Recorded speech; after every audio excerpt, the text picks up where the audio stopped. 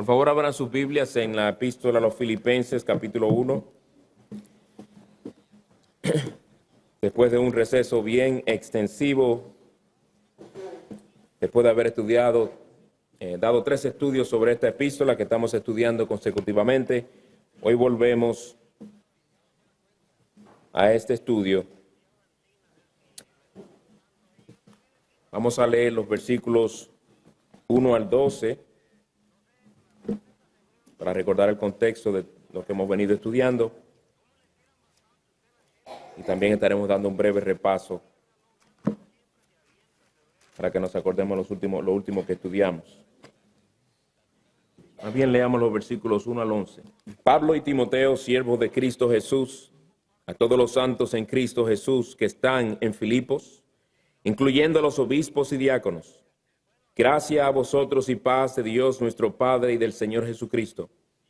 Doy gracias a mi Dios siempre que me acuerdo de vosotros, orando siempre con gozo en cada una de mis oraciones por todos vosotros, por vuestra participación en el Evangelio desde el primer día hasta ahora, estando convencido precisamente de esto, que el que comenzó en vosotros la buena obra, la perfeccionará hasta el día de Cristo Jesús.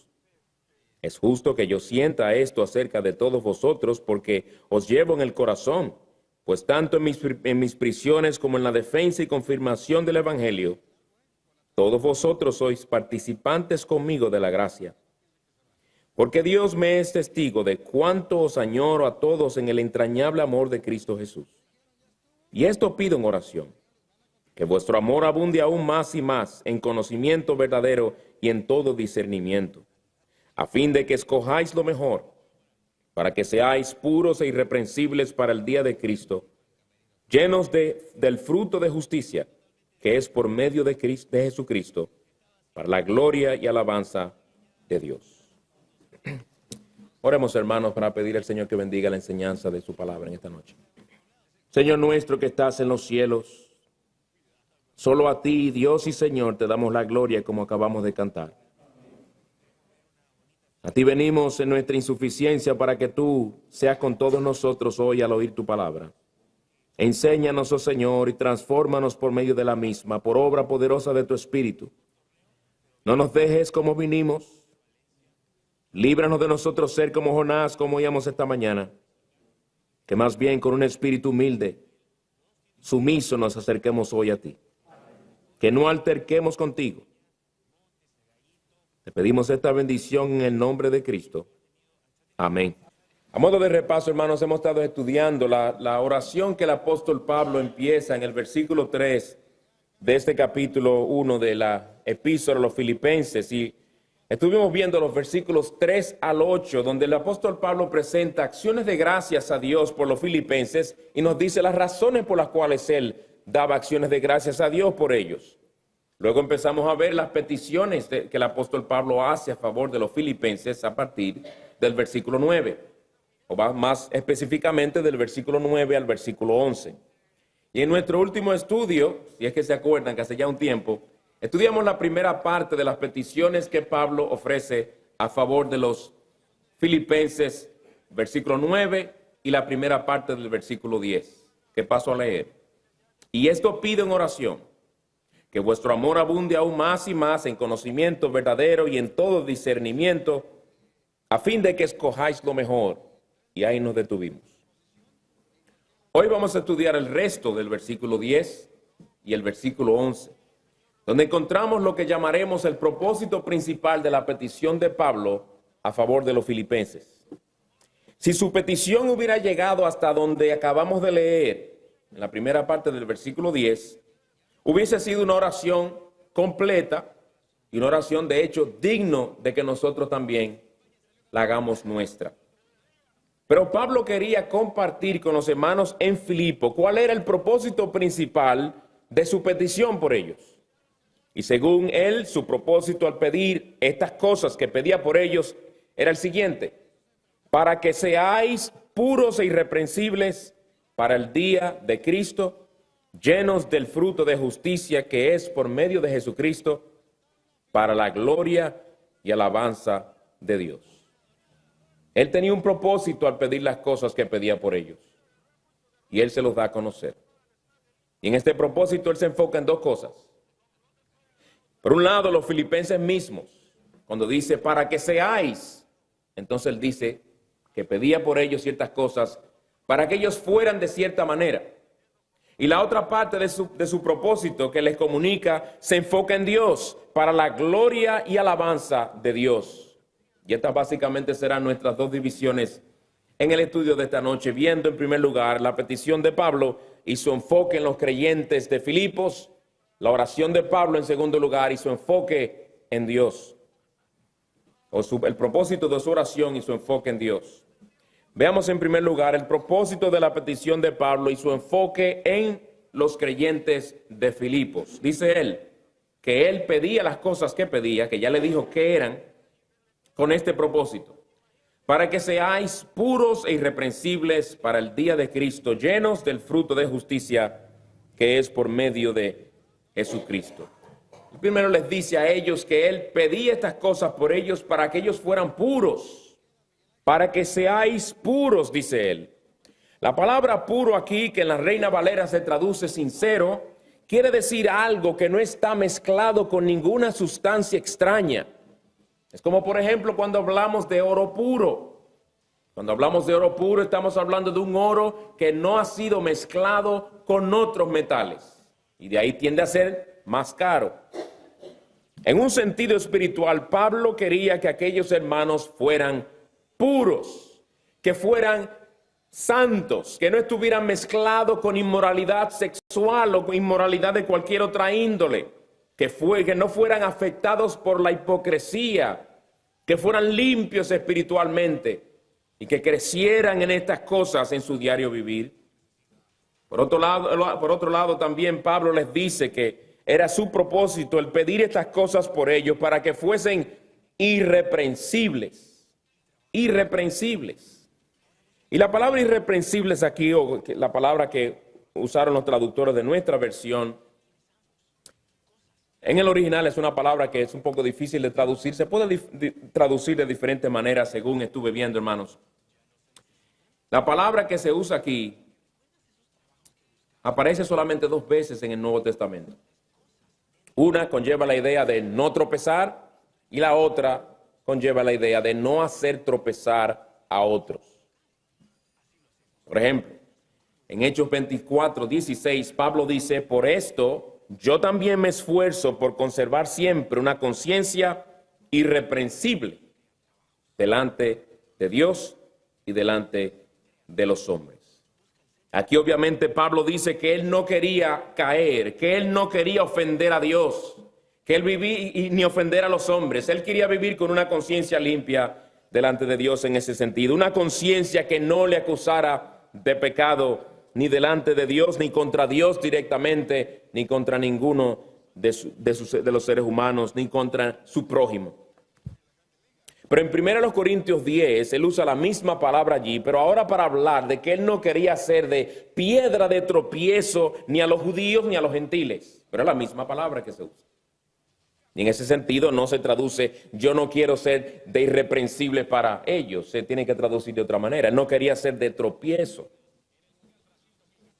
Y ahí la palabra entonces quiere decir no hacer a alguien pecar, no hacer a alguien caer.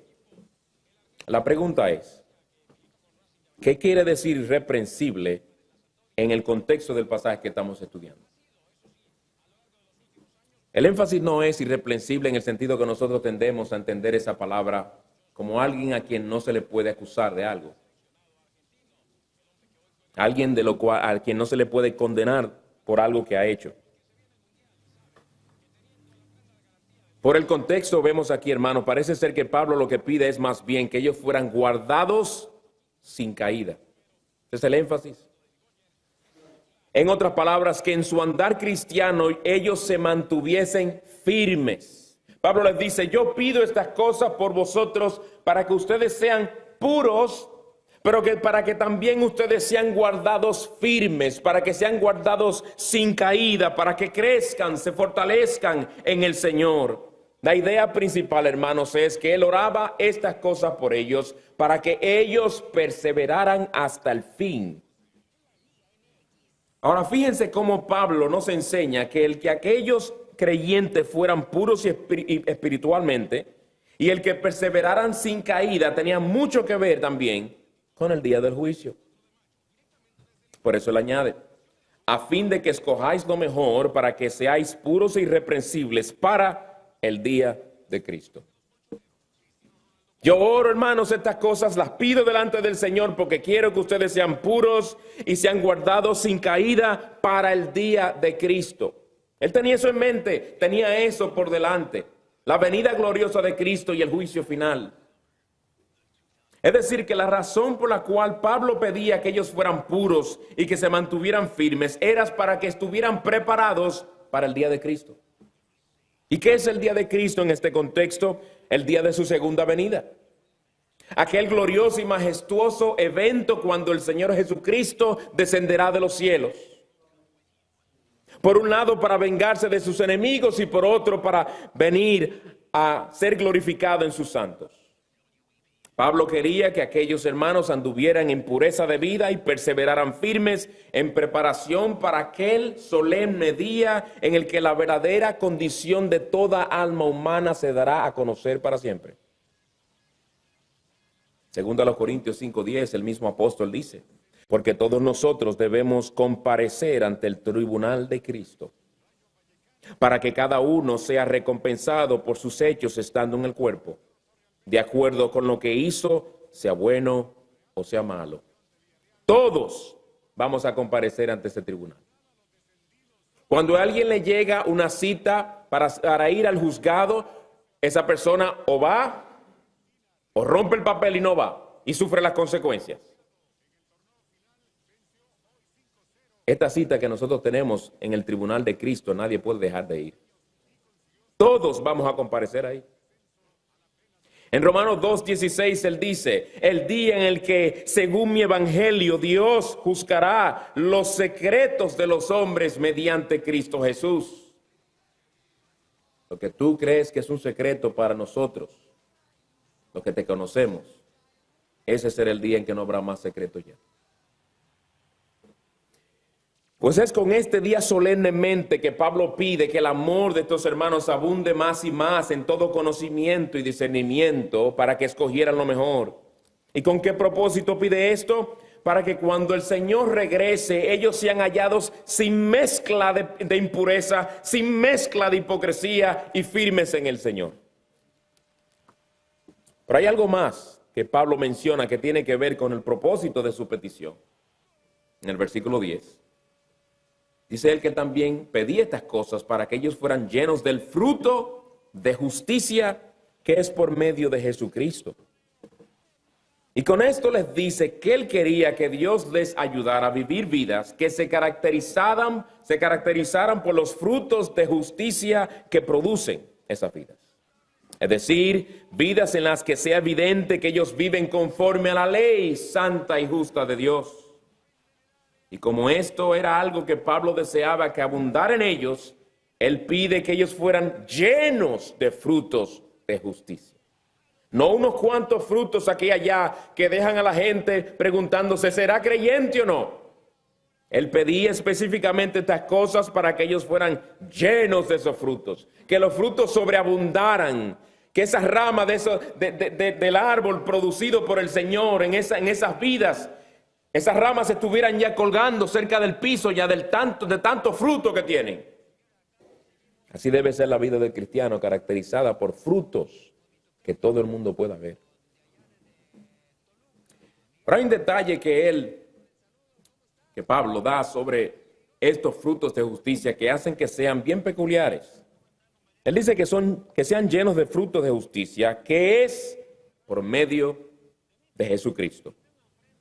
Es decir, que dieran frutos abundantes de aquella justicia cuyo fundamento es la persona y obra del Señor Jesucristo. Frutos abundantes que brotan de su unión con el Señor Jesucristo.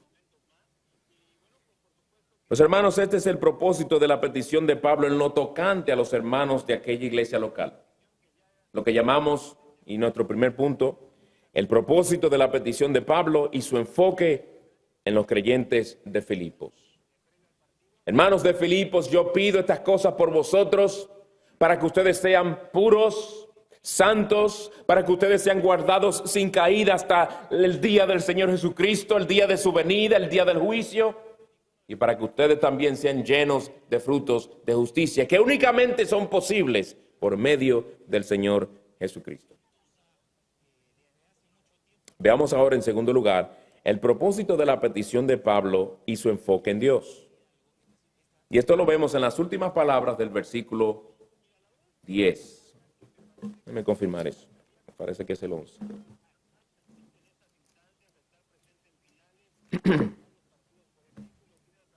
Las últimas palabras del versículo 11.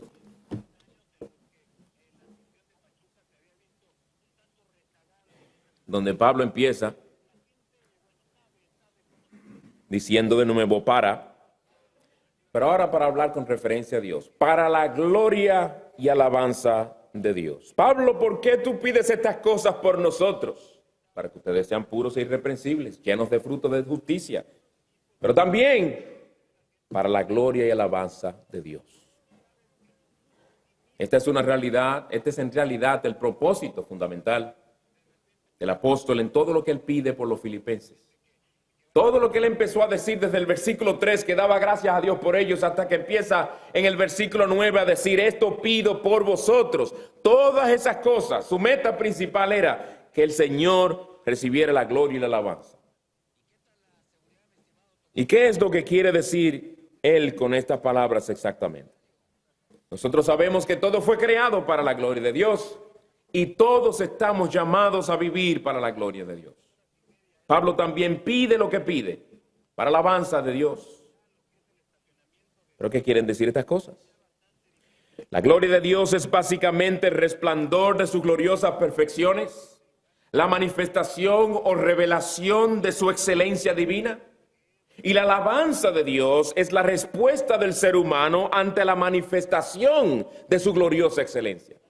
La gloria de Dios y la alabanza de Dios.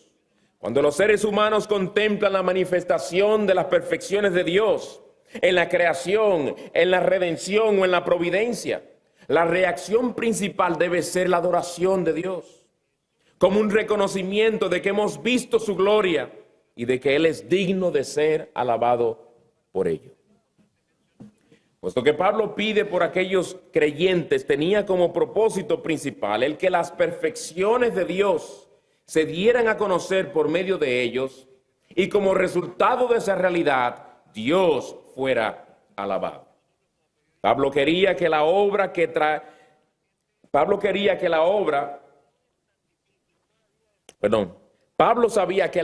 que traerá más gloria a Dios que todos los miles de millones de astros que existen en el universo es esa obra poderosa de salvación, transformación y glorificación de pecadores dignos de eterna condenación. Tu salvación, hermanos, la salvación de tu alma, traerá más gloria a Dios por la eternidad que los miles de millones de estrellas y galaxias que hay en este universo. Es glorioso. Dios no es solamente glorificado en su salvación, en la salvación nuestra, sino también en preservarnos puros y irreprensibles en este mundo torcido y perverso. Cuando tú perseveras en este mundo de maldad, Dios recibe gloria.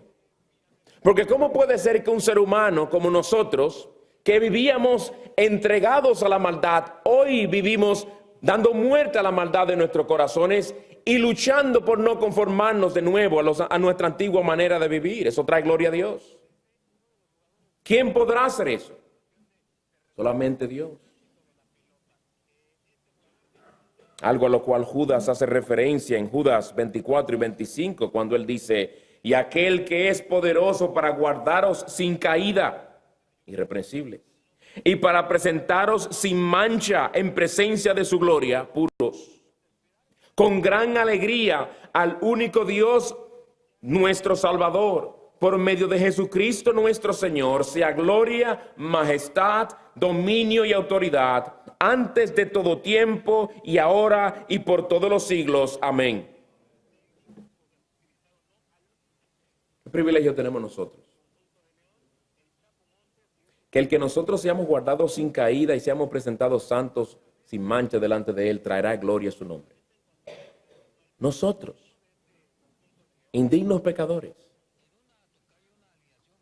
vamos a traer gloria a Dios. Este es el propósito principal de la petición del apóstol Pablo por estos hermanos. Lo vimos desde su enfoque en los hermanos de Filipos y también desde su enfoque en Dios. Que nos enseñe este pasaje a nosotros.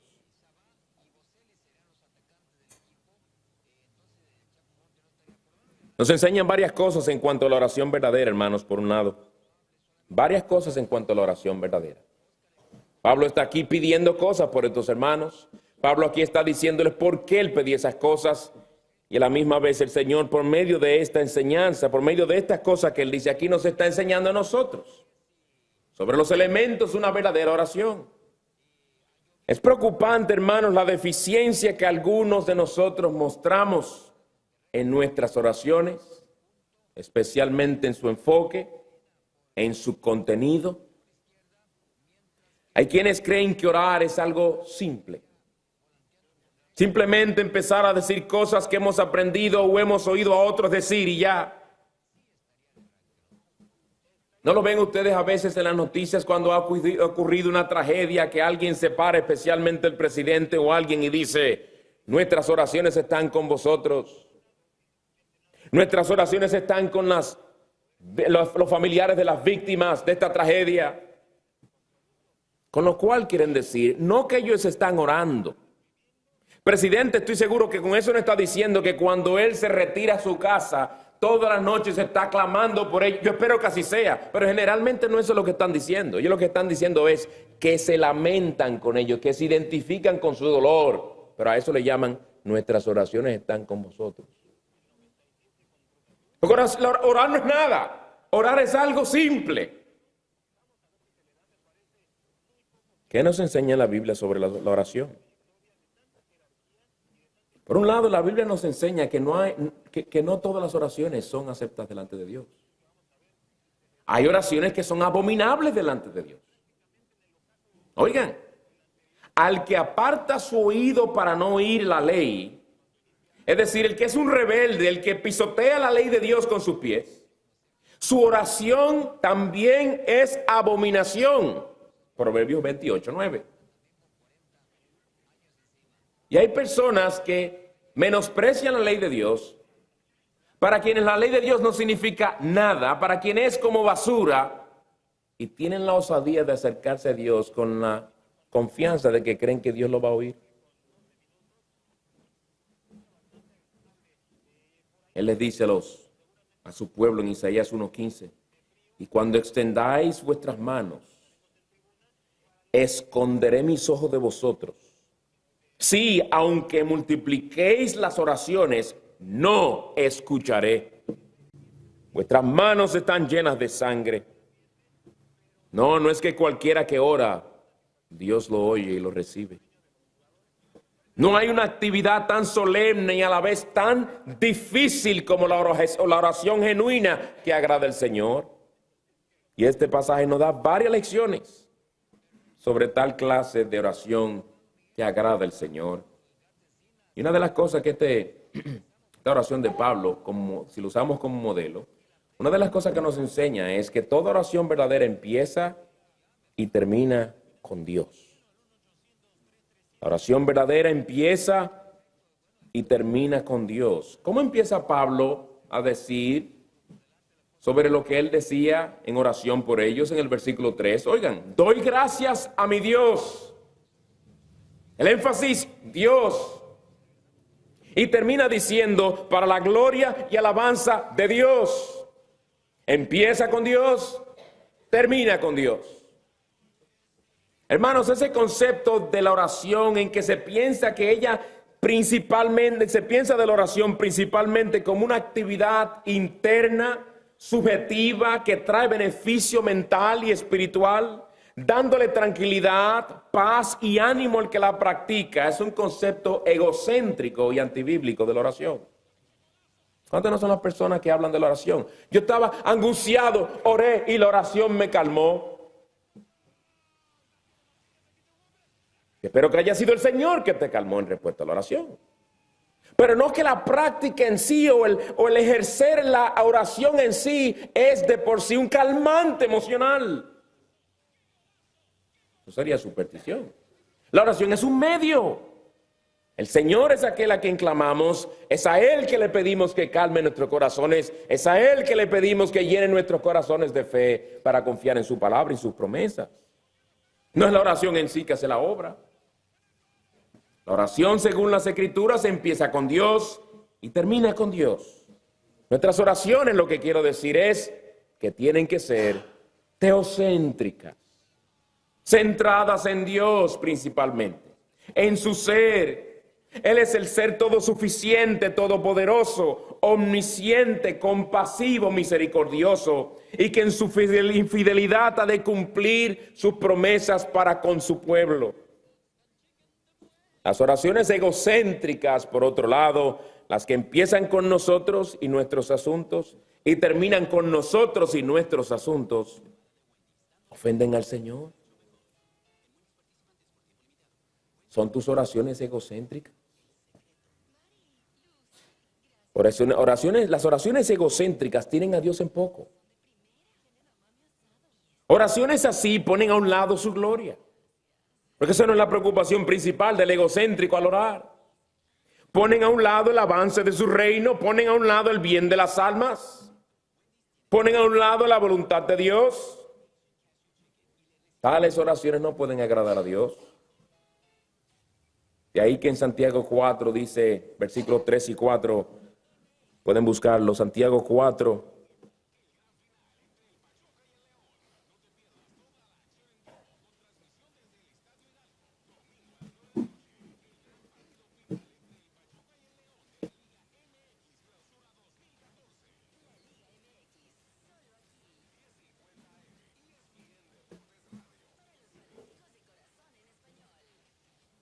Vamos a ver aquí qué piensa el Señor de esas oraciones cuyo centro y enfoque principal somos nosotros y nuestros asuntos, generalmente de principio a fin.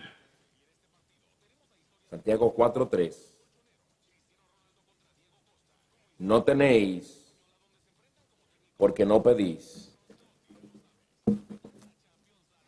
Permítame, hermanos.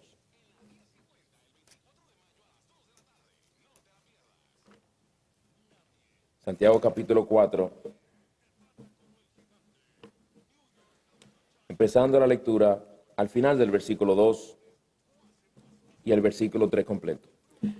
No tenéis porque no pedís, pedís y no recibís, porque pedís con malos propósitos, para gastarlo en vuestros placeres. Dice el Señor, yo no respondo a esa oración. Con razón es que tú pides y pides y no recibes de mí. Porque tú pides con malos propósitos. Hermanos, el Señor no solamente oye nuestras palabras al orar, está principalmente atento al corazón. Nuestros propósitos. ¿Con qué propósito tú estás pidiendo eso? Cuando el Señor ve malos propósitos y ve que lo que queremos es gastar esas cosas en nosotros mismos, usarlas para nosotros mismos y no para su gloria, esas son oraciones egocéntricas. Si no nos cuidamos, en vez de nuestras oraciones ser medios para la gloria de Dios, se convertirán en medios para comunicar nuestras quejas, nuestras necesidades y a veces hasta nuestros antojos. No es que no pidamos por nuestras necesidades, yo no estoy diciendo eso. Pero ese no debe ser el énfasis. Y aun cuando pedimos por asuntos que tienen que ver con nosotros, la gloria de Dios debe estar por delante. La oración es un inmenso privilegio y debería ser un placer para nosotros hablar con Dios, pero nuestro egoísmo remanente hace que la oración sea una actividad muy difícil de cumplir. Una cosa es ser motivados a orar porque nos encontramos en aflicción Otra es acercarnos a Dios aun cuando las cosas están bien. Y antes de empezar a decir, dame esto y dame lo otro, concentrarnos en alabar al Señor por su majestad, por su amor, por su compasión, por su santidad, etc. Detenernos a reflexionar sobre todas las bendiciones que ya gozamos de su buena mano. Darle a Él gracias por ellas y glorificarle por ellas. Y ser en esto como nuestro bendito Salvador nos enseñó a orar diciendo, Padre nuestro que estás en los cielos. Oigan cómo empieza. Oigan cómo el Señor nos enseña a empezar nuestras oraciones. ¿Cuál es el patrón? Padre nuestro que estás en los cielos, santificado sea tu nombre, no el mío, tu nombre. Venga tu reino, hágase tu voluntad. El énfasis es Dios. El avance de su reino, su gloria. Tristemente, la tendencia de nuestros corazones egoístas es centrarnos en nosotros mismos. Pero la oración de Pablo en este texto nos enseña el patrón correcto.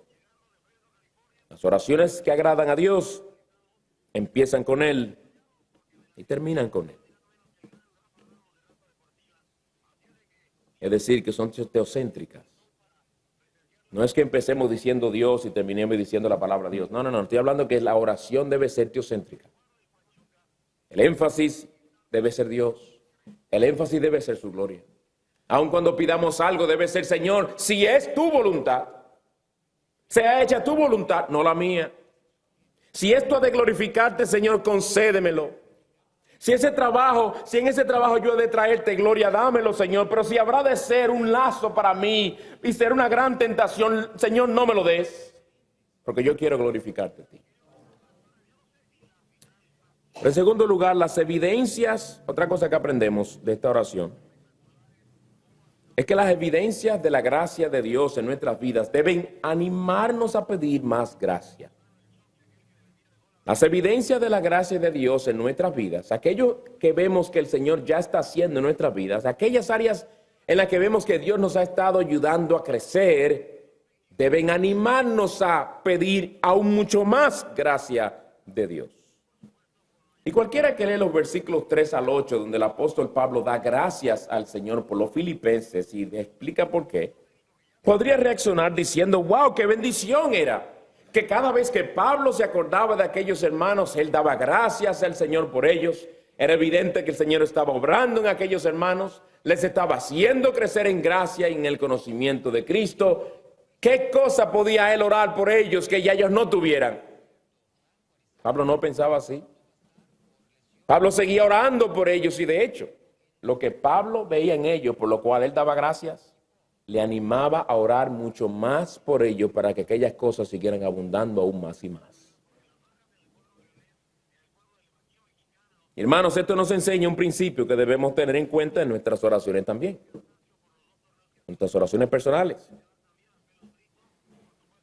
Porque a veces nuestras oraciones parecen ser cubos de agua que usamos para apagar algún fuego o situación de necesidad en nuestras vidas. En otras palabras, generalmente oramos por aquellas áreas de nuestras vidas en las que vemos que necesitamos crecimiento. Pero sin darnos cuenta podemos irnos olvidando y descuidándonos de orar por aquellas áreas donde sí estamos viendo crecimiento, como si eso continuara así, sin dependencia de Dios.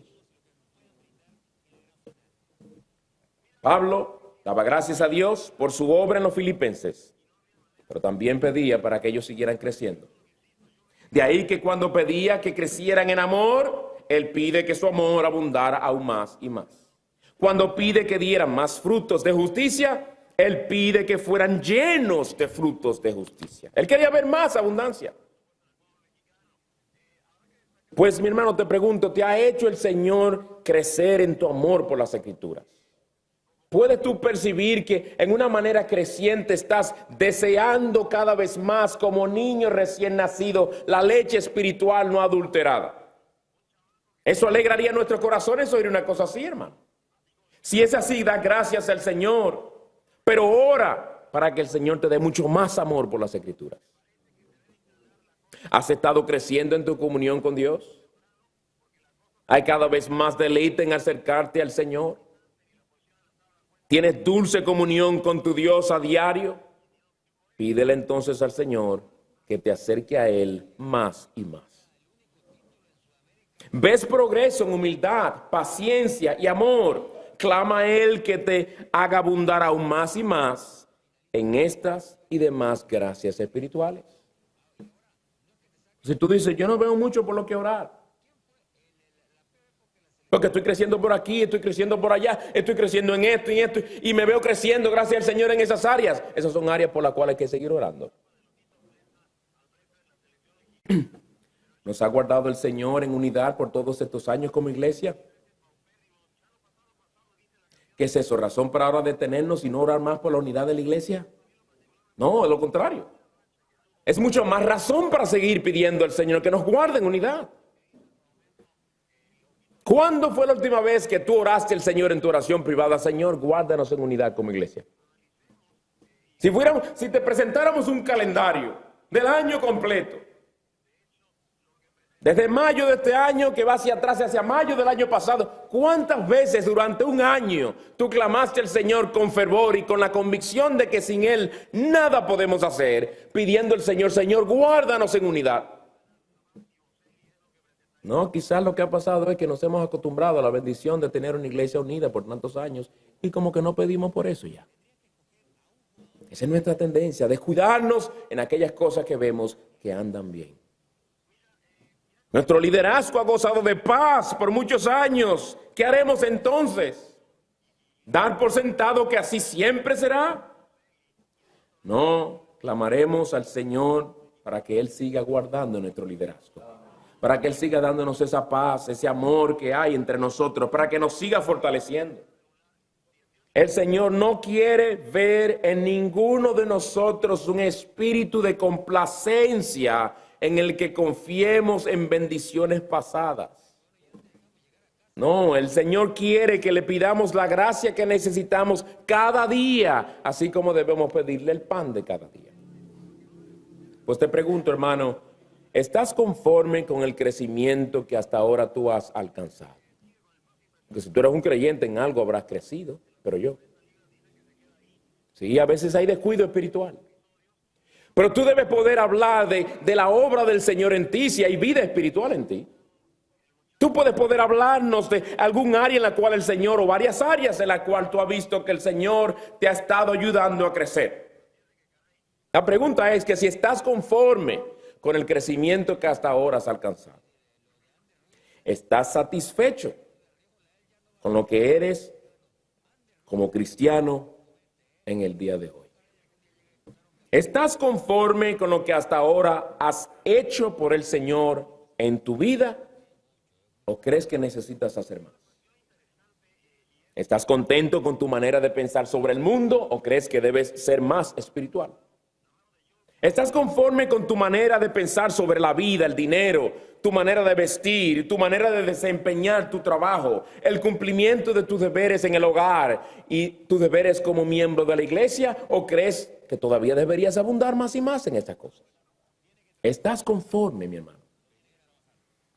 Y tú me dirás, no, pastor, no estoy conforme. Yo veo mis debilidades, yo veo mis deficiencias y yo sé que no lo he alcanzado todavía. Y que necesito crecer en todas esas áreas que usted ha mencionado. Déjeme decirle, hay muchas más todavía, las cuales usted mencionó, en las cuales yo sé que todavía tengo que crecer y debo seguir clamando al Señor para seguir creciendo en esas áreas. Y yo te digo, mi hermano, has respondido muy bien. No debes conformarte. Tú debes seguir creciendo. Me alegro. Pero te voy a decir algo. Hay una sola manera de tú saber si en verdad ese deseo de crecer en ti, si ese deseo que tú tienes de crecer es sincero o no.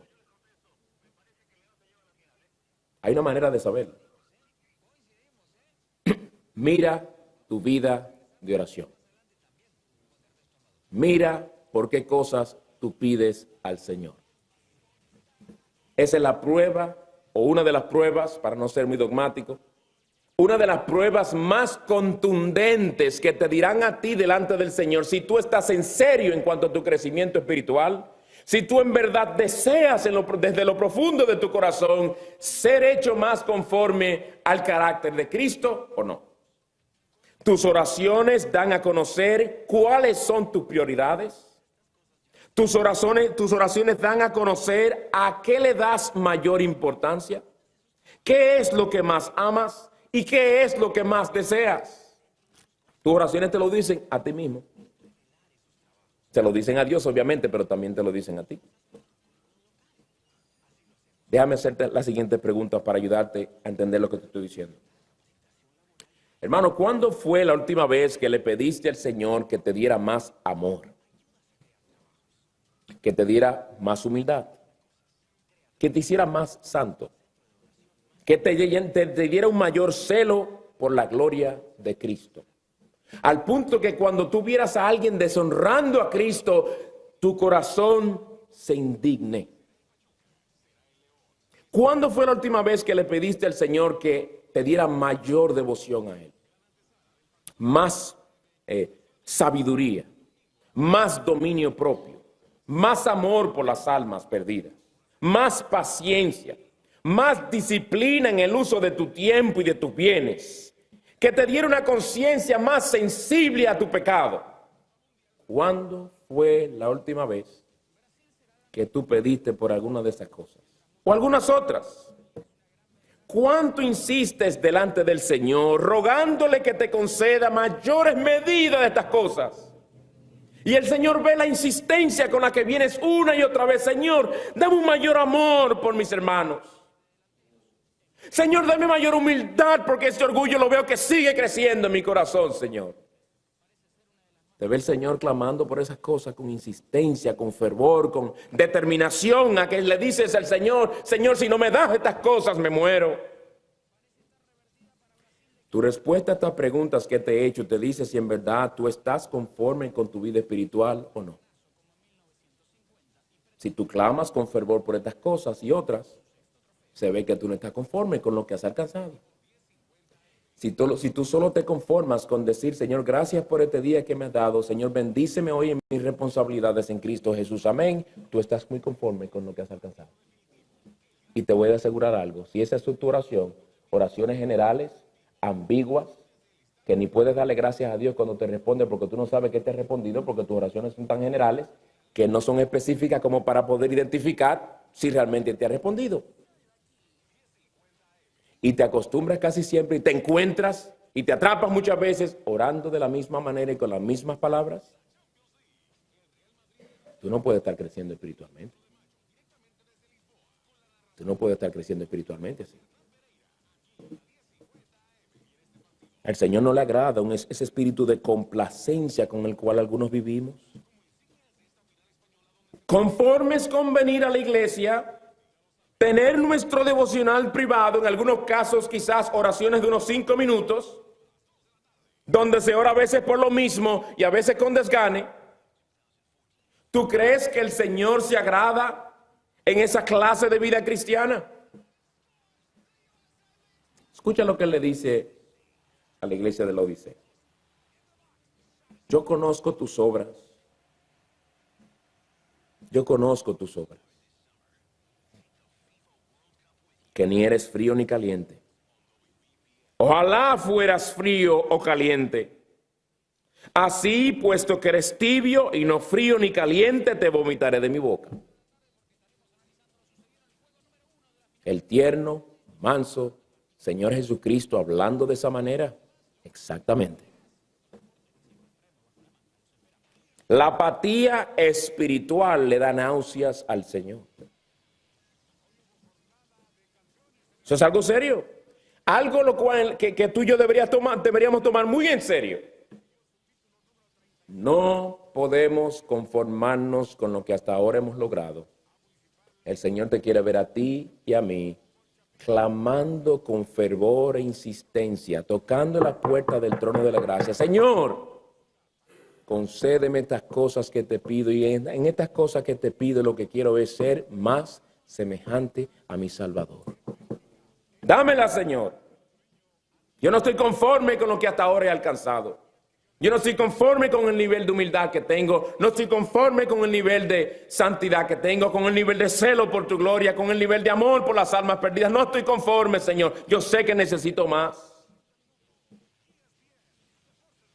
Más importante pedir eso que pedir porque el Señor te supla para pagar el pago hipotecario y ponerte al día con la hipoteca, porque ya te pusieron un letrero en la puerta. Más importante. Más importante. Y esas son cosas que te ponen nervioso, te inquietan. Deberíamos estar inquietos si no vemos mayor amor por el Señor. Eso debería inquietarnos más que las finanzas. Pero esta oración también, en tercer lugar y último, creo. Tercer lugar y último, esta oración de Pablo nos recuerda que debemos vivir a la luz de la venida de Cristo y del juicio final.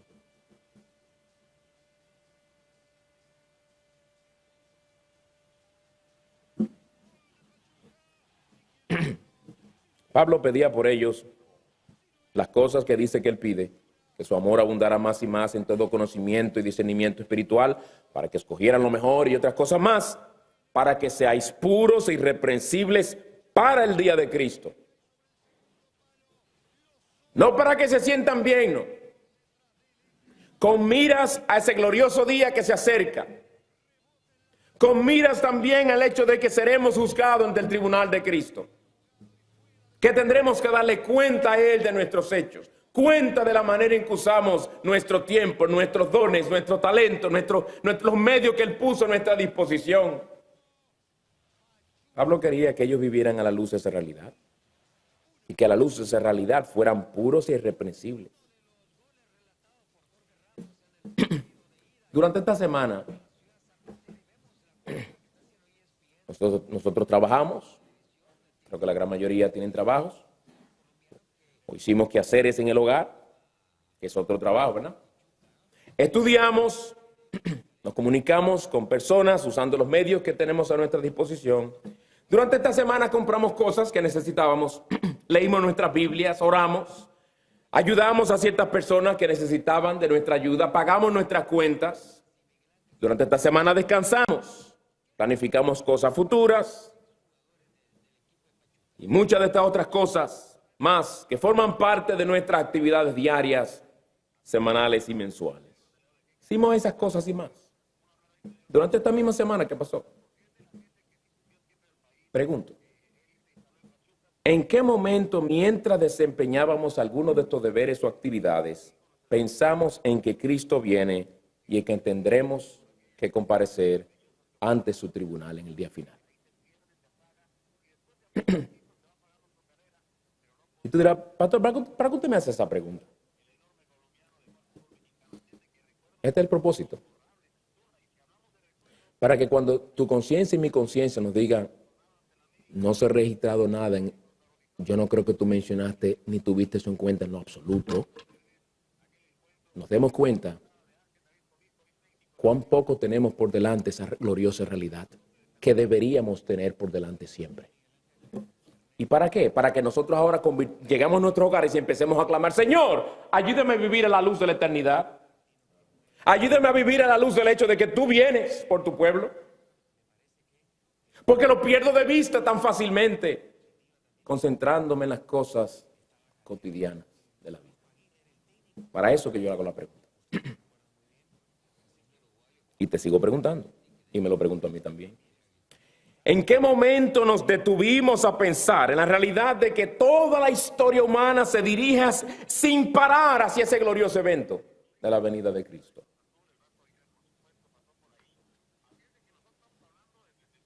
Es a la luz de eso también que debemos interpretar todo lo que vemos que nos está pasando a nuestro alrededor, todo lo que va pasando en el mundo entero. El juez viene pronto.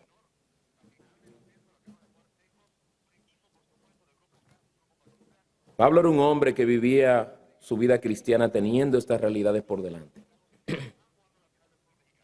De hecho, el vivir con esta perspectiva escatológica le ayudaba a ver cuáles eran las cosas más importantes de la vida. Aún hasta cuando Pablo oraba por los creyentes, él tenía en cuenta la venida de Cristo, hermanos. Miren aquí en este nuestro texto, para que seáis puros y irreprensibles para la venida para el día de Cristo. Aún orando la tenía en cuenta. Y me temo que la vida cristiana mediocre que algunos cristianos hoy vivimos tiene mucho que ver con el hecho de que no vivimos con una perspectiva escatológica en la que tenemos por delante la venida de Cristo y el juicio final. Esto es quizás lo que menos nos pasa por la mente durante el día. Pero no debe ser así, mi hermano. Tú y yo seremos juzgados.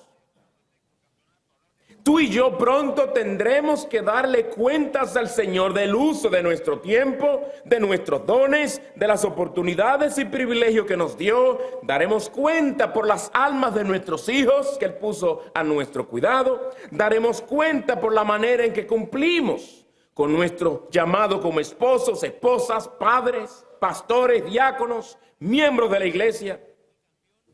Esta solemne realidad debe afectarnos en el presente.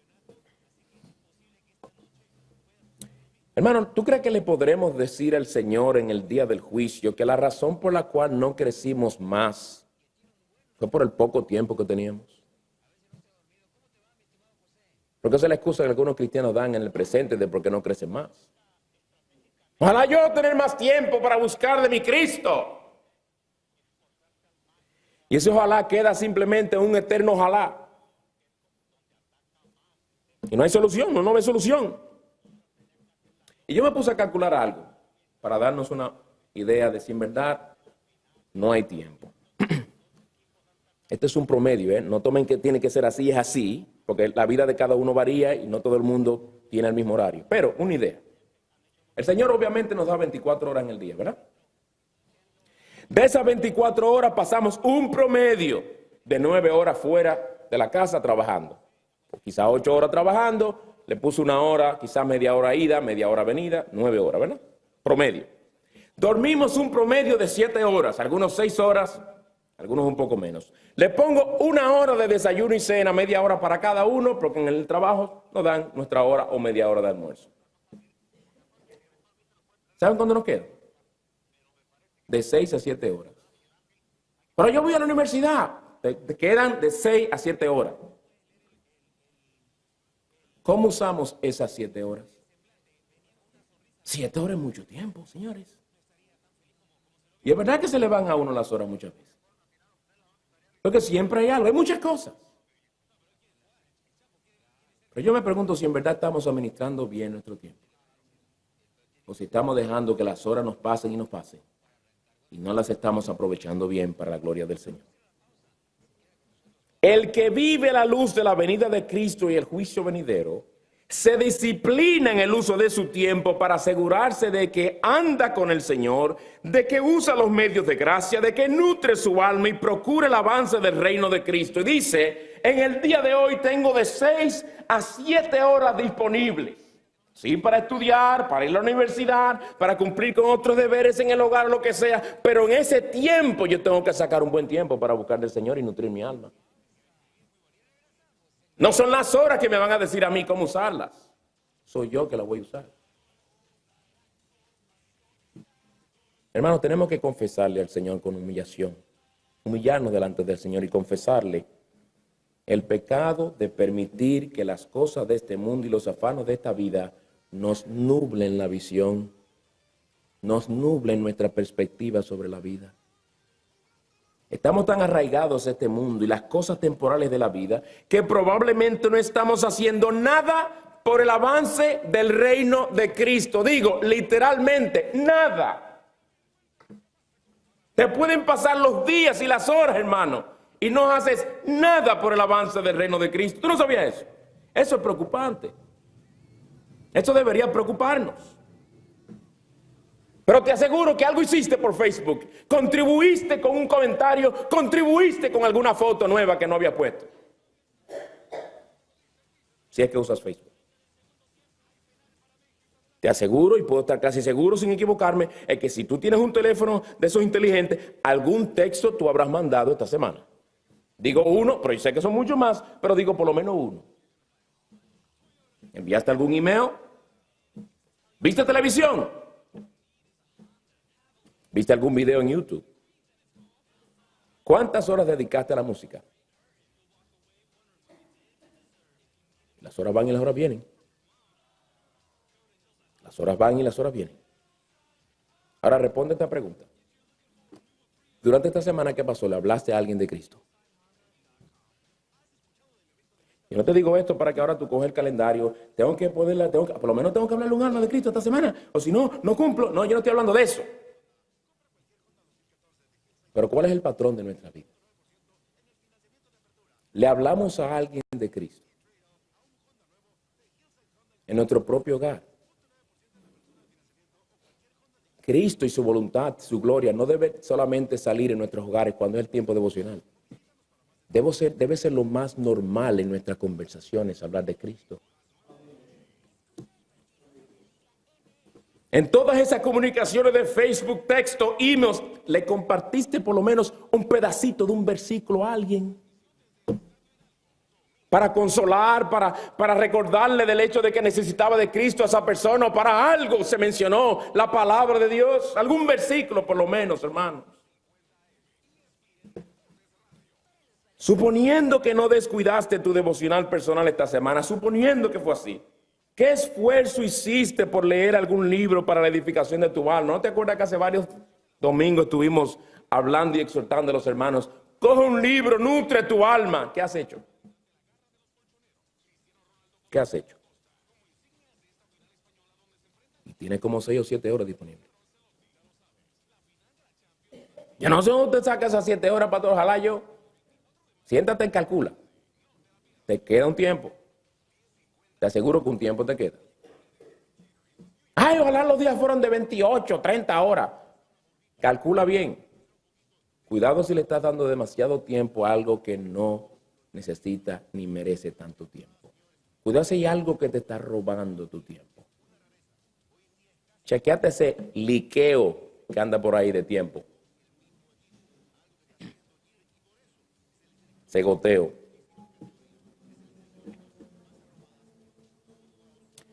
¿Cuántas veces en tus conversaciones mencionaste a Cristo por las Escrituras? En tus conversaciones con amigos del trabajo, tus conversaciones con hermanos, en tus conversaciones con amigos, en tus conversaciones con tus hijos. ¿Cuántas veces se mencionó? El Señor dice en las, 102 horas que tuviste desde el lunes hasta ayer, disponible. Despierto, perdón. Quitándole las 7 que tú duermes, 102 horas tuviste despierto. Eso es mucho tiempo para poder hablar por lo menos del Señor, aunque sea una vez. Aunque sea una vez, señores.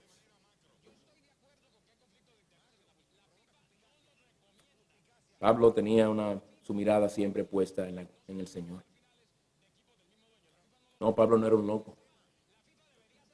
Pablo era un cristiano que se esforzaba por vivir con una buena conciencia delante de Dios y de los hombres. Era un hombre que, como estaremos estudiando cuando lleguemos al versículo 21, para él vivir era Cristo. Para él vivir era Cristo y morir ganancia. Fue el mismo apóstol Pablo que nos exhortó en Colosenses 3 diciendo, si habéis pues resucitado con Cristo. Él empieza con un sí, condicional, ¿verdad? Si habéis pues resucitado con Cristo. Porque si no hay vida espiritual, estas cosas no se van a ver. Si habéis resucitado con Cristo, buscad las cosas de arriba, donde está Cristo sentado a la diestra de Dios. Las cosas de arriba son las cosas que vienen de Cristo, las cosas que solamente podemos obtener de Él, las cosas que exaltan su nombre, las cosas que promueven su reino. Buscadlas, dice Él. El Señor nos manda a buscarlas. Poner la mira en las cosas de arriba y no en las de la tierra. Cuando Cristo, nuestra vida, se ha manifestado, ahí vuelve Él a tener en mente la venida de Cristo. Ven, eso siempre lo tenía por delante. Cuando Cristo, nuestra vida, se ha manifestado, entonces vosotros también seréis manifestados con Él en gloria. Hermanos, meditemos en estas cosas, porque tenemos un mundo allá afuera que nos dice, no viva así, no. No viva así. Te vas a volver loco. No vivas de esa manera. ¿Cómo vivo? Le preguntas tú al mundo. ¿Cómo vivo? Deja que Marc Anthony te responda. Escucha. Voy a reír, voy a bailar. Vivir mi vida. La. Voy a reír, voy a gozar. Vivir mi vida. Esa vida no le pertenece a Dios, es mía. ¿Qué es eso de promiscuidad? Mi vida. Yo voy a reír. Pero la Biblia te manda a ti a llorar por tus pecados. La Biblia te manda el arrepentimiento para encontrar salvación en Cristo. No, yo voy a reír. Ven a la iglesia, ven, para oír la palabra del Señor. Yo voy a bailar, dice él. ¿Y qué más? Voy a vivir el momento, dice él. No a la luz de la eternidad. El momento, eso es lo que importa, lo que hoy es, el día de hoy, lo que se siente hoy. Voy a vivir el momento para entender el destino. ¿Cómo fue, Marc Anthony? Yo voy a vivir el momento para entender el destino. Tú no tienes que vivir ningún momento, tú lo que tienes que leer la palabra de Dios que te dice cuál es tu destino si tú sigues empedernido en tu corazón y sin arrepentirte. Tu destino es condenación eterna. Voy a escuchar en silencio para encontrar el camino. Yo me voy a sentar a escuchar en silencio y así voy a encontrar el camino. ¿Qué camino? Yo soy el camino, la verdad y la vida, dice Jesús. El camino a la gloria es a través de Cristo. Tú te sientas en silencio a encontrar el camino. Tú no tienes que encontrar ningún camino. Tú estás en el camino ancho que lleva a la perdición. ¿Y para qué llorar? Dice él. Porque Dios dice que tú eres un pecador que está bajo su ira. Y que tú necesitas salvación. Y Él en gracia te ofrece a su Hijo. ¿Para qué llorar? ¿Para qué? Si duele una pena, se olvida. En el infierno no hay olvido. No hay paz para el impío, Dios mi Dios. ¿Y para qué sufrir? ¿Para qué? Dice él. Si duele una pena, se olvida, repite él. Voy a reír, voy a bailar. Dice luego, voy a reír, voy a bailar. ¿Para qué llorar? ¿Para qué sufrir? Empieza a soñar, a reír. Voy a reír, voy a bailar. Y la Biblia dice que en el infierno será el llanto y el crujir de dientes. Voy a reír, voy a bailar. Siente y baila y goza. Ustedes ven por qué a los jóvenes, cuando yo me reúno con ellos, en las reuniones con los jóvenes, enseñarles la palabra, yo les digo, los cantantes del mundo son maestros que te están enseñando cómo vivir la vida. Oye lo que te dice, siente y baila y goza, que la vida es una sola. Es decir, la vida es una, entonces vamos a comer y beber que mañana moriremos. La vida es una sola, vamos a gozarla bailando y fiestando, emborrachándonos y entregándonos a lo que quiera nuestro corazón. Voy a reír, voy a bailar, vive, sigue, siempre para adelante, no mires para atrás. Mi gente, la vida es una. Voy a reír, voy a bailar, vivir mi vida. Voy a reír, voy a gozar, vivir mi vida. Mi amigo, no seas un necio, no escuches a ese predicador. Oye a aquel en quien hay vida y vida en abundancia. Esa es la vida que tú debes vivir. La vida que agrada a Dios, la vida que glorifica al Señor. La vida, la salvación se encuentra en Cristo. La salvación se encuentra en Cristo. Cristo no te quiere riéndote y jugando cuando tú estás oyendo su palabra. Él quiere que tú tomes en serio su palabra. Sí, en la vida cristiana hay tiempo de reír. Y qué bueno poder reír y gozarnos con las bendiciones que el Señor nos ha dado. Gozarnos y reírnos sabiendo que tenemos paz para con Dios. Que el Señor nos ayude, hermanos.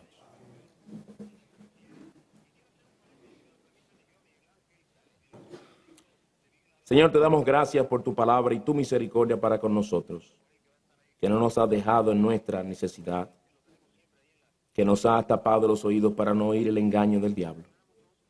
Oh Señor de los cielos, que los impíos oigan tu palabra y dejen de oír y de reír y de bailar y de vivir su supuesta vida. que vengan a Cristo y hallen en Él perdón y salvación. Glorifícate, Señor. Ten misericordia de sus almas. Ten misericordia de nuestros hijos. Háblanos, Señor, por tu palabra. Y ayúdanos a vivir teniendo por delante tu gloriosa venida y aquel día glorioso en el cual tú nos habrás de recompensar aún por aquellas cosas que quizás ni nos dimos cuenta que hicimos. Porque tú has dicho en tu palabra que tú no eres injusto para olvidarte de la obra de amor que mostramos hacia tu nombre, habiendo servido a los santos y sirviéndoles aún. Qué privilegio en nosotros anticipar, recibir recompensa que no merecemos. Porque tú fuiste el que nos diste la gracia para hacer aquellas buenas obras. Tú fuiste el que en tu providencia nos diste las oportunidades para hacerlo. Pero tú te deleitas en bendecir a tu pueblo. Tú has dicho, he aquí que vengo y me aliga mi galardón conmigo para recompensar a cada uno según su obra. Señor, que nuestra recompensa mayor en esta vida sea vivir y poder mirar y saber que tu sonrisa está sobre nosotros, porque sabemos que estamos viviendo para tu gloria. Ayúdanos a no malgastar nuestro tiempo ni malgastar nuestros días en cosas vanas como este mundo lo hace, sino que vivamos cerca de ti, buscando en todo tu gloria. Aun en las cosas lícitas de esta vida, querramos honrarte a ti. En el nombre de Cristo te pedimos estas cosas. Amén.